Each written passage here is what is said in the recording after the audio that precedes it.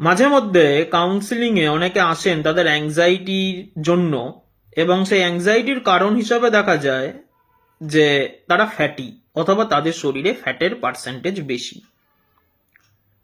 সেই জন্য তার পরিবারের আত্মীয় পরিজনরা বিভিন্ন রকম কথা শোনায়, বন্ধু বান্ধবরা বিভিন্ন রকম ইয়ার্কি ফাজলামি করে, প্রতিবেশীরা বিভিন্ন রকমের জ্ঞানমূলক টিপস দেন।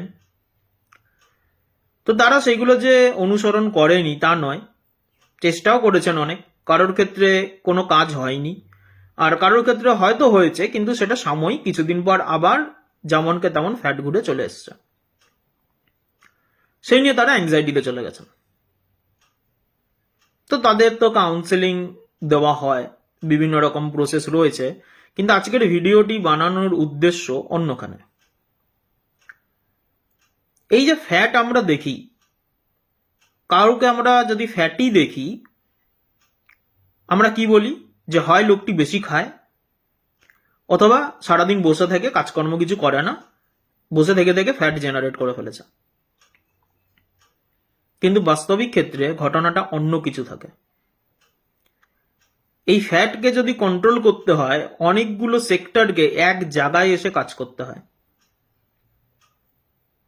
তাহলে কি কি কারণে ফ্যাট জেনারেট হতে পারে আমরা আগে সেটা দেখে নিই। অনেককে দেখবেন যে খায় প্রচুর কিন্তু গায়ে লাগে না, আবার অনেকের যদি এক গ্লাস জল খেয়েও বসে থাকে তাদের শরীরে ফ্যাট জেনারেট হতে থাকে। তো আজকের বিষয়টা হচ্ছে, যারা এরকম এক গ্লাস জল খেয়ে থাকলেও ফ্যাট জেনারেট হয়ে যায়, তো কি কারণ এবং তার জন্য কি করবেন, এবং যদি অ্যাংজাইটিতে চলে যান তাহলেও বা কি সমস্যা হতে পারে, সেই বিষয় নিয়ে বলবো। প্রথমত, ইনসুলিন রেজিস্ট্যান্স। আমরা যা খাবার দাবার খাচ্ছি তার থেকে গ্লুকোজ তৈরি হয়, যেটা আমাদের শরীরে এনার্জিতে কনভার্ট হয়। কোনো কারণবশত যদি এই গ্লুকোজ এনার্জিতে কনভার্ট না হতে পেরে ফ্যাট সেলে কনভার্ট হয়ে যায়, তখন আমাদের শরীরে ফ্যাট বাড়তে থাকে। সেকেন্ড, লেপটিন রেজিস্ট্যান্স, অর্থাৎ একে আরেকটি নাম বলা হয় আই এম ফুল। এই লেপটিন ফ্যাট সেল থেকে বেরোয়, যেটি ব্রেন অব্দি সিগন্যাল দেয় যে আমি ফুল হয়ে গেছি, আমার আর খাবারের দরকার নেই। কিন্তু কখনো যদি এই লেপটিন ব্রেন অব্দি সিগন্যাল দিতেই না পারে যে সে ভর্তি হয়ে গেছে, ব্রেন মনে করবে আমার খালি খাবারের দরকার, এবং সে ঘন ঘন খাবার খেতে থাকবে। 3 নম্বর হচ্ছে গ্রিলিন স্পাইক, যাকে আমরা হাঙ্গার হরমোন বলি। এখানেও যদি কোনো রকম সমস্যা দেখা দেয়, তাহলে সেই ব্যক্তির মধ্যে সুগারি ফুড অথবা সল্টি ফুড খাওয়ার টেন্ডেন্সি বেড়ে যাবে। নেক্সট হচ্ছে, যদি কর্টিজল এক্সেস হয়ে যায়, স্ট্রেসের জন্য কোনো কারণে যদি কর্টিজল হরমোন যদি বাড়তে থাকে, তাহলে আমাদের শরীরে কিন্তু ফ্যাট ডিপোজিট হতে আরম্ভ করবে। নেক্সট, যদি থাইরয়েডের কোনো সমস্যা থাকে, হাইপার থাইরয়েড হতে পারে, তাহলে ফ্যাট আসবে। T3 TSH লেভেল হয় বর্ডার লাইনে রয়েছে বা কম রয়েছে, তাহলেও ফ্যাট আসতে পারে। অথবা কারো যদি হাইপোথাইরয়েডিজম থাকে, তাহলেও হতে পারে। এই হাইপোথাইরয়েডিজম যাদের থাকে না, এদের আরো অনেক রকম কথা শুনতে হয়। সারাদিন শুয়ে বসে থাকে, পরিশ্রম করে না, কিছু করে না, খালি থেকে থেকে শুয়ে শুয়ে খেয়ে দিয়ে মোটা হচ্ছে, বিভিন্ন রকমের কথা, একদম মানে তাদের অ্যাংজাইটি লেভেল হাই লেভেলে নিয়ে চলে যায়। কিন্তু তারা যে কাজ করতে চায় না তা নয়, তাদের শরীর পারমিটই করে না ওই কন্ডিশনে, কিন্তু এটা সাধারণ মানুষ বোঝে না। নেক্সট, অটোনমিক নার্ভাস সিস্টেম, যদি এখানে কোনো প্রবলেম দেখা দেয়। অটোনমিক নার্ভাস সিস্টেম ঠিক করে আমাদের শরীরে ফ্যাট বার্ন হবে না ডিপোজিট হবে। এবার যদি কোনোভাবে সিম্প্যাথেটিক নার্ভাস সিস্টেম বা প্যারাসিম্প্যাথেটিক নার্ভাস সিস্টেম হয় স্ট্রেসড হলো বা স্লো ডাউন হয়ে গেল, তাহলেও কিন্তু আমাদের শরীরে ফ্যাট ডিপোজিট হতে আরম্ভ করে দেবে। নেক্সট, গাট মাইক্রোবিয়াম যদি প্রবলেম তৈরি করে, অর্থাৎ আমাদের পেটের যে গুড ব্যাকটেরিয়া, যদি সেখানে কোনো প্রবলেম দেখা দেয়, তাহলে আমাদের শরীরে ইনফ্লামেশন তৈরি করবে, যার জন্য আমাদের শরীরে ফ্যাট বার্ন হতে চাইবে না। নেক্সট, যদি কোনোভাবে আমাদের শরীরে গ্লাইকোজেন প্রবলেম দেখা দেয়, তাহলে আমাদের শরীরে কার্বোহাইড্রেট রিসিভই করবে না, এবার যার জন্য ঘন ঘন খিদে পেতে থাকবে। কার্বোহাইড্রেট নিতে চাইবে শরীর, কিন্তু কার্বোহাইড্রেট বডি অ্যাবজর্ব করতে পারছে না, ফলে সেখান থেকে ফ্যাট জেনারেট হতে আরম্ভ করবে, ফ্যাট সেল তৈরি হতে আরম্ভ করবে। এবং যদি মাইটোকন্ড্রিয়াল ফাংশন স্লো ডাউন হয়ে যায়, তাহলেও কিন্তু আমাদের শরীরে ফ্যাট ডিপোজিট হবে। তো এতগুলো কারণ হয় যখন একজন ব্যক্তিকে আমরা মোটা দেখি তার পেছনে, তাহলে তার জন্য কি করতে হয়? কোনো একটি পার্টিকুলার সেক্টর নিয়ে আপনি কাজ করতে পারবেন না, আপনাকে সমস্ত সেক্টরকে এক জায়গায় নিয়ে আসতে হবে।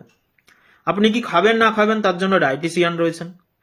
আপনার স্ট্রেস যদি থাকে, কর্টিজল লেভেলকে ঠিকঠাক করার জন্য কাউন্সিলর অথবা কোনো সাইকিয়াট্রিস্টের সাথে কনসাল্ট করতে পারেন। হরমোন রিলেটেড যা যা রয়েছে তার জন্য আপনাকে কোনো এন্ডোক্রাইনোলজিস্টের সাথে কনসাল্ট করতে হবে। গাট ফাংশন ঠিকঠাক রাখার জন্য আপনাকে কোনো গ্যাস্ট্রেন্টোলজিস্টের সাথে ঠিকঠাক কনসাল্ট করতে হবে। এবং আপনাকে প্রপার এক্সারসাইজ এবং একজন ভালো কোচের আন্ডারে অথবা জিম ইনস্ট্রাক্টরের আন্ডারে গিয়ে আপনাকে প্রপার এক্সারসাইজ করতে হবে। এই এত কিছু মিলিয়ে নিয়ে তবে গিয়ে একজন ব্যক্তির ফ্যাটের জায়গা ঠিক হয়।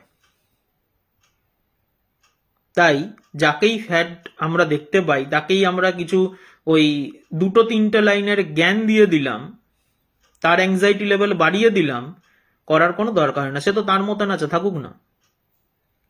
আমার শরীরে কি হচ্ছে সেটা আমি দেখি না, অন্যের শরীরে কি হচ্ছে তত আমার মন দেওয়ার দরকার নেই। কিন্তু সেটা তো নয়, লোককে একটু সহজে জ্ঞান দিতে পারলে নিজের একটু ভিতরে শান্তি আসে, এই আর কি ব্যাপার। এবং সেই জন্য যে তারা অ্যাংজাইটিতে চলে যায় সেটা আবার অনেক লোক বুঝতেই পারে না।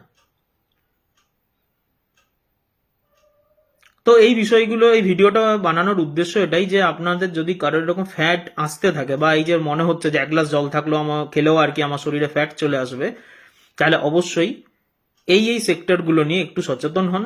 সেই রকম আপনার নিয়ারেস্ট কাউন্সিলর, সাইকিয়াট্রিস্ট, সেই রকম ডিপার্টমেন্টের ডক্টরের সাথে কনসাল্ট করুন, ডায়েটিশিয়ানের সাথে কনসাল্ট করুন। সেইভাবে আপনি আপনার লাইফস্টাইল ঠিক করুন, দেখবেন আস্তে আস্তে ঠিক হয়ে যাবেন। আরেকটি বিষয় বলে রাখি যে অনেকে একটি প্রশ্ন করেন, হোয়ে প্রোটিন খাচ্ছি তার জন্য নাকি ফ্যাট বেড়ে যাচ্ছে, আমাকে অনেকে বলছে। সেই ফুড নিয়ে আবার সে অ্যাংজাইটিতে চলে যায়, সেটা নিয়েও অনেকে আসেন যে আমি কি খেয়ে ভুল করলাম, অনেকটা তার মধ্যে ফোবিয়া টাইপের কাজ করে। সেই বিষয় বলি যে হোয়ে প্রোটিন এর সাথে ফ্যাট জেনারেট হওয়া বা এই যে অনেকে জিজ্ঞেস করেন কিডনি খারাপ হওয়া বা লিভার খারাপ হওয়ার কোনো সম্পর্ক নেই। অনেক জায়গায় স্টেরয়েড থাকতে পারে, সেই স্টেরয়েডের জন্য হতে পারে, সেটা আলাদা ব্যাপার। কিন্তু যদি আমি পিওর হোয়ে প্রোটিনের কথা বলি তার সঙ্গে এগুলোর কোনো সম্পর্ক নেই। প্রত্যেকের একটি রেকমেন্ডেড ডোজ রয়েছে, সেই ডোজে যদি নেওয়া হয় তাহলে কোনো সমস্যা নেই। কার সমস্যা হতে পারে? যদি তার আগের থেকেই কোনো কিডনির সমস্যা রয়েছে, লিভারের সমস্যা রয়েছে, তার ক্ষেত্রে হতে পারে। ওভারডোজ নিয়ে নিল, সেক্ষেত্রে সমস্যা হলেও হতে পারে। সাধারণ ব্যক্তির ক্ষেত্রে দরকার নেই। আমাদের প্রত্যেক দিন শরীরে প্রত্যেক ভিটামিন, মিনারেলস, প্রোটিনের জন্য একটি ডেইলি নেসেসিটি রিকোয়ারমেন্ট দরকার হয়। এবারে যখন কেউ এক্সারসাইজ করছে বা হেভি ওয়েট তুলছে, তার শরীরে সেই রিকোয়ারমেন্টটা আরেকটু হাই হয়ে যায়, ফলে তাকে দিতেই হবে। বরঞ্চ সে যদি তখন এই সমস্ত কথাবার্তা শুনে না খায় হোয়ে প্রোটিন বা অন্যান্য কোনো তার সাবস্টিটিউট প্রোটিন যদি না নেন, তাহলে কিন্তু ওই যে প্রোটিনটা ডেফিসিট হলো, সেই ডেফিসিট প্রোটিনের জন্য আপনার শরীরে অন্যান্য অর্গানে এফেক্ট করার চান্সেস হাই থাকে। ফলে কে কি বলছে না বলছে এই দিকে মনোযোগ না দিয়ে আপনি কোনো ডায়েটিশিয়ানের সাথে কনসাল্ট করুন, অথবা আপনি যেখানে জিম করেন সেই জিম ইনস্ট্রাক্টরের সাথে কথা বলুন, তারপরে আপনি নিন। এবং এই প্রোটিন ইনটেক বা যদি ভিটামিন মিনারেলস যদি ঠিকঠাক যদি আমাদের শরীরে সাপ্লাই যায়, তাহলেও কিন্তু আমাদের অনেকটাই anxiety, phobia, panic attack, stress এগুলো কিন্তু স্লো ডাউন হয়ে যায়। আজকের ভিডিওটি বানানোর উদ্দেশ্য এই ছিল, সচেতন হন সবাই। এবং কেউ মোটা হোক বা রোগা হোক অত কমেন্ট না করে তাকে বরঞ্চ প্রপার গাইড দিতে পারেন। এবং যাদের এরকম সমস্যা রয়েছে, যারা সাফার করছেন এরকম প্রবলেমে, তারা এইরকম সেক্টরে বিভিন্ন সেক্টরের বিষয়গুলো নিয়ে কনসাল্ট করে ডেলি লাইফস্টাইল ঠিক করুন। অবশ্যই দেখবেন কিছু সময়ের মধ্যেই আপনি রেজাল্ট পাবেন। কোনো প্রশ্ন থাকলে অবশ্যই কমেন্টে করতে পারেন।